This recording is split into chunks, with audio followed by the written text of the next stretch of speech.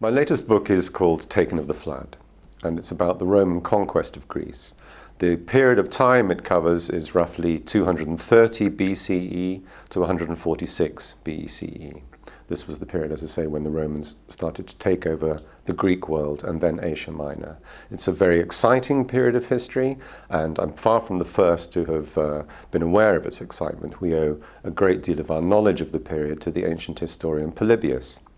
And at the beginning of his work, very close to the beginning of the work, he said something like this: "Is there anybody who is so uninquisitive that he could fail to want to know how almost the entire known world fell under a single empire, the Empire of the Romans, in less than 53 years?" He was counting from 219 BC, which is when he started, when he dated the start of the Second Punic War, until 167, which was the time when Rome finally defeated Macedon and dissolved the Macedonian monarchy. That was his, Polybius's, 53-year period. I cover a little bit more. I start a little bit earlier, and I go back and a little bit later as well. So the first thing about the period, what Polybius draws our attention to, is the speed with which the Romans took over. And so the first thing I do in my book is I'm simply narrating the sequence of wars, 2 Illyrian wars and 4 Macedonian wars, and a couple of others as well, the sequence of wars that the Romans fought in the process of taking over Greece. So that's the first thing the book is about. It's a narrative of the period.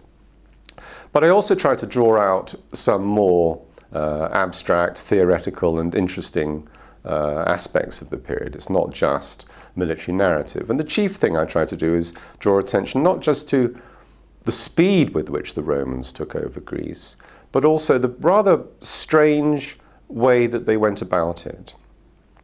And I call what they were doing, I call it remote control. What they did was every time they sailed an army over from Italy to Greece, they withdrew it. After they had done what they went to do, defeated whichever Macedonian king it was or whoever, they withdrew the entire army back to Italy. So they had no actual presence on Greek soil throughout the entire period that Polybius is talking about. They would come and then they would go. What I draw attention to in the book is that even though the Romans withdrew their army every time, at least for the first 60 or 70 years that they were involved there, they left influence. They deliberately set about creating a network of friends who had the right to call on the Roman army for help, if needs be, and in between wars had the right to send petitions to Rome to appeal for help in this or that, or to complain about some other local kings or potentates' misbehavior, to try to draw Roman attention to them.